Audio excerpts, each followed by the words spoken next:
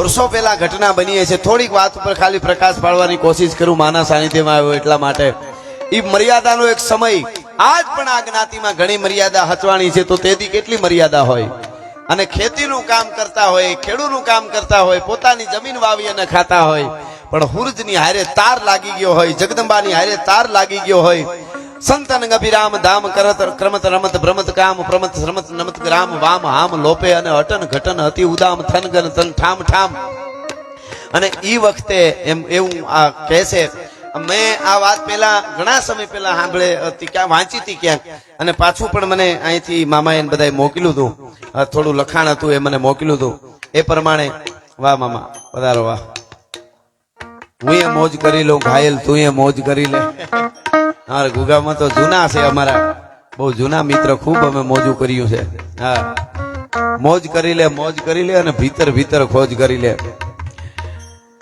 પણ એ વખત છે આખો, જેમ મેં હમણાં કમરીમાની વાત કરી 16 વર્ષની ઉંમર, એમ જ આ માતાજીની 15-16 વર્ષની ઉંમર હશે.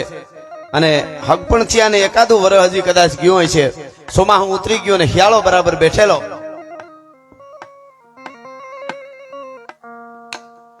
શિયાળાનો વખત આવેલો, ધીરો ધીરો ધીરો શિયાળો છે એ ધરતી માથે ઉતરતો હોય. સોમાહાની વાદળીઓને છેલ્લા જેને કહેવાય વિદાય વાદળીઓ લઈ લીધી હોય, બરાબર શિયાળો બેઠો. અને એ શિયાળાનો વખત હતો, અને પોતાના બાપુજી ડોહા જે બલિયા એ ખેતરે હોય, વાડીએ હોય, મજૂર કામ કરતા હોય, અને બાપનું ભાત માથે લઈ અને ઈ વખતે જે સતી તત્વ, જે શક્તિનો પુંજ ઉતરેલો હોય, એ તત્વ છે એ ઉતર્યું હોય છે, બની નથી જવાતું. ઘણી વાર આપણે કઈ ફલાણા છે સતી બની ગઈ, કે માતાજી બની ગઈ, કે ભગત બની ગયો, સંત બની ગયો, બન્યું નથી. પુંજ ઉતરેલો હોય છે, એનો સમય આવે ત્યારે એ પ્રગટ થાય છે. એવું શક્તિ તત્વ, એવો એક શક્તિનો પુંજ. એટલે આ હતિયાઈમાં જાનબાઈ, એ કાઠીની દીકરી, માથે ભાત લઈ અને ધીરા ધીરા આ ઈંગોરાળાના પાદરમાંથી બાપના ભાત લઈ અને જાતા છે. અને નળ હાંકડી નળ આવી. મેં પેલા વાત વાંચી તેમાં એ વાત મને વધારે બેહતી લાગે છે.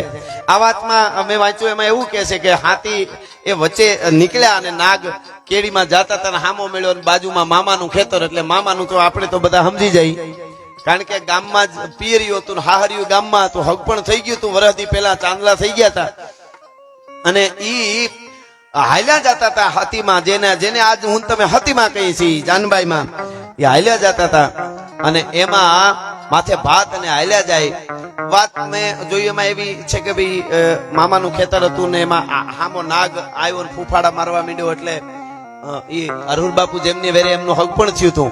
એ અરુર બાપુ એમની હાથી હાંકતા હતા, અને એમની નજર ફૂફાડા અવાજ આવ્યો એટલે નજર પડી. અને પછી એમણે પૂછ્યું શું છે કાઠિયાણી. પણ મેં પેલા વાંચ્યું હતું, એ વાત મને વધારે બેહતી લાગી. ઘણા વર્ષ પહેલા મેં ક્યાંક વાંચેલું હતી આ વાત, કે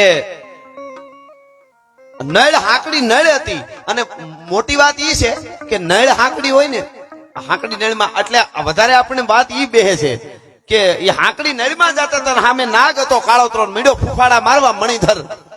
એક ફૂફાડો મારે તો આમ પસેડી લીલા ઘાસને બાળીને ભસ્મ કરી દે, એવું જેનું ઝેર, એવો કાળોતરો મીડો ફૂફાડા મારવા. અને આ બાજુથી આ હરહુર બાપુ જેમના વેરે એનું હક પણ થયું હતું, એ ઘોડલી લઈને આવતા હતા. મેં વર્ષો પહેલા વાત વાંચી એમાં, કારણ કે વાત વધારે ઈ એટલે માટે બેહે છે કે ઘોડા માથે તમે બેહો અને ઓલા પેગડામાં પગ નાખેલો ન હોય ને તમે નીકળ્યા, જૂના વખતના મોજડિયું બૂટ પહેરો એટલે પાછળથી નીકળી જાય, એમ લબડી જાય, પાછળથી ખુલ્લું થઈ જાય. અને ઈ એને ખબર પડી, હવે આ બાજુથી ઘોડી આવે છે, આમ નાગ છે, ફૂફાડા મારે છે. અને ઈ જાનબાઈમાં ઊભી ગયા. એક બાજુ જવાય નહીં, એક બાજુ મર્યાદા, આજુબાજુમાં જોવે છે, અને સામેથી ઘોડી લઈને આવે છે. જેમની આરે એમનો સાંદલો થયો છે, ઈ અરુર બાપુ આવે છે. હવે એક બાજુ હટાય નહીં, મર્યાદા હોય, હકોડાય ને કાઠિયાણી ઊભી જાય છે. અને નાગ છે એ નજીક આવતો જાય ને ફૂફાડા મારતો જાય. નાગનો પણ કાળ હશે, પણ કદાચ એ કોકનો કાળ બનીને આવ્યો હશે. એટલે ફૂફાડા મારતો મારતો નજીક આવવા માંડ્યો, અને આમ નજર પડી ગઈ. પછી એને ખબર કે ઓહો, આ તો કાઠિયાણી જેમની આરે મારો સંબંધ થયો છે. અને પણ નાગ છે, અને મારી એ મર્યાદાને કારણે એ કઈ કૂદકો થોડા મારી શકે. મુદ્દો આ છે સાહેબ, આટલી જ વાત છે. કૂદકા નો મારી હગે ને, ઈ વર્ષો પછી પૂંજાય ભલા માણસ ઠેકડા નો મારી હગે ઊભી ગયા કે હવે કરડી જાય તો ભલે પણ આમ ફરી ગયા ઘૂંટો તોય સેજ આમ તાણી લીધો અને આખું શરીર ધ્રુજવા માંડ્યું નાગને ભાળીને શરીર તેદી કાઠિયાણનું નહોતું ધ્રુજતું પણ ઘોડી લઈને જેની હારે મારું હવપણ થયું છે જે મારા બાપુનો ભાણેજ છે ઈ મારી પાસેથી બરોબર નીકળ્યો મારે ઉપડતા પગે નીકળી જવું જોઈએ પણ ઊભી જવું પડ્યું એનું કારણ કે અહીં કાળોતરો છે અને હું ઊભી ગઈ છું આજુબાજુમાંથી કોકની નજર પડશે તો આ નળમાં તો ત્યાં ઘોડી ઊભી હતી અને દીકરી ઊભી હતી દુહા જેબલિયાની દીકરીએ ઘડીક વાર ઊભી ગઈ હતી એટલું કોક વિચારે ને તો મારે જીભાન કરડીને મરી જવું પડે એ મર્યાદામાં એનું શરીર ધ્રુજવા મીડ્યું તું તઈ એનું ધ્રુજવા મીડ્યું શરીર કંપારી આવી શરીરમાં અવળા ફરી ગયા અને તેદી કાઠી દરબારને ખબર પડી ગઈ કે દુનિયા એને પણ મર્યાદા હતી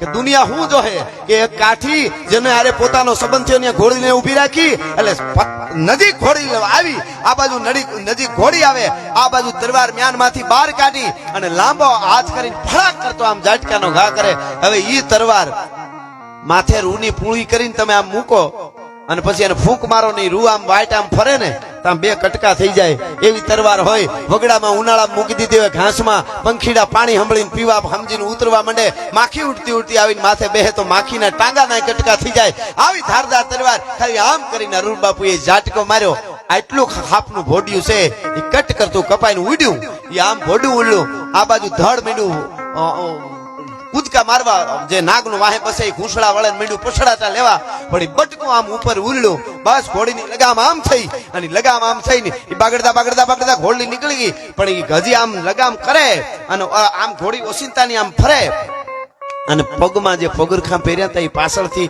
હજી પણ આપ તો બધા સમજી ગયો સમજાવવું ન પડે ચામડાના બૂટ કે મોજડી પહેરો એટલે પેગડામાં પગ ન નાખો એટલે નીચે લબડી જાય અડધું બહાર એ ઉલળીને સીધું ભોડું અંદર આવ્યું અમે વર્ષો પહેલા વાંચે અને આ વાત વધારે બેહે છે કારણ કે એટલું હું માનવા તૈયાર નથી કે કાઠિયાણીને જોઈને કેમ ન્યા ઉભા છો એમ પૂછવા ન આવે કહેવાનો મારો અર્થ ઈ છે પણ આ ઘટના બની અને એ ભોડું પડી ગયું અંદર અને પછી પેગડા પગ નાખ્યો એટલે દબાણા ભેગો સીધો બટકો ભર્યો એ અજ્ઞાનની આ ઘટના બની હતી ઘોડી આમ જાય ડાબલા ઉપાડે બટકો ભર્યો પણ એવો ઝેરી નાગ પગમાં બટકો ભર્યો ને માથામાં હબાકો આવ્યો ઓહો કાઠિયાણીને ખબર પડી ગઈ ઓહો દરબાર કોઈ દી કરે નહીં જે બન્યું હોય છે એ તો અવળા ઉભી ગયા હતા આ હતી આ જોગમાયા જેના નેજા નીચે હું તમે આજ મળ્યા છે ભેળા થયા છે એ તો ઉભી ગયા ઘટના બનવાની હતી બની ગઈ ઘરે તો ભૂગી ગયા પણ ઘરે આવીને કીધું કે આમ ઘટના બની છે નાગને મેં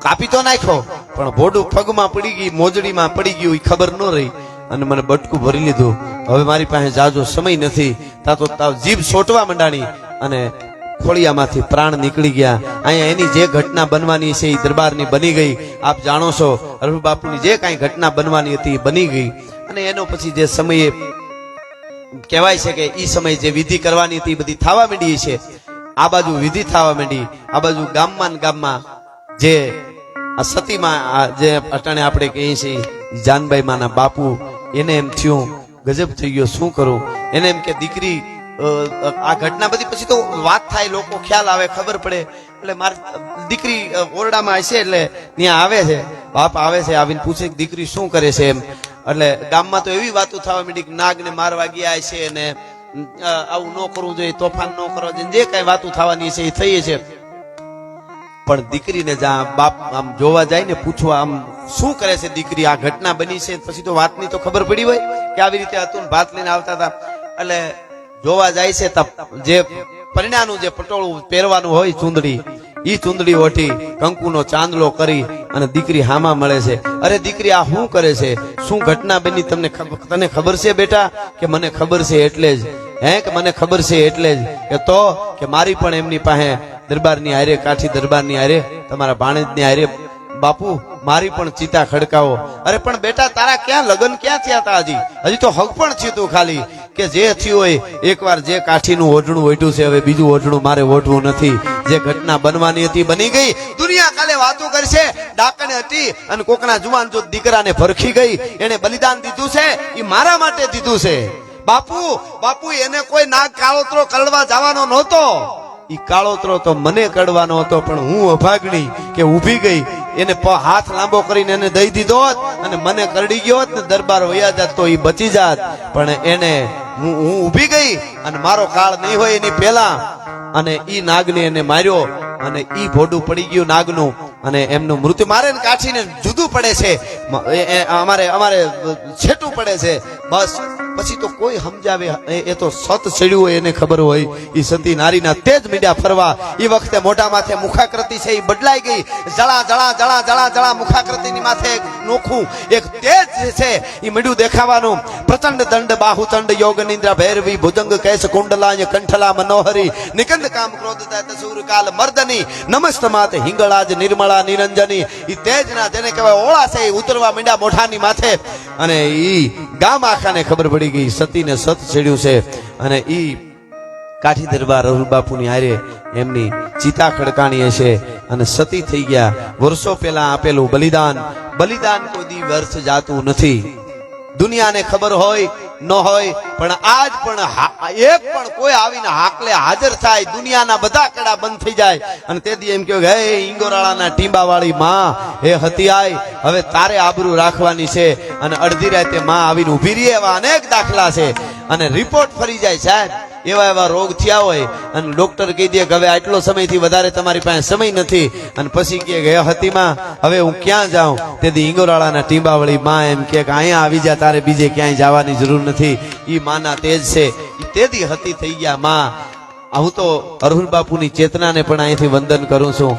અને ઈ જગદંબા ઈ જોગમાયા ઈ જેબલિયાની દીકરી જેમણે તેદી બલિદાન આપ્યા. આજે કાઠી સમાજ જ નહીં જેબલિયા પરિવાર નહીં કોઈ પણ માને પૂજે એને માં હાકલે હાજર થઈને માના કામ કરે છે. અને મેં એવું સાંભળ્યું છે કે જેબલિયા ઈ પરિવારના કોઈ દીકરો કોઈને મેલેરિયો તાવ થઈ ગયો હોય અને એને દોરો બાંધી દે તો આજ પણ હળાહળ કળિયુગમાં એનો તાવ ઉતરી જાય છે.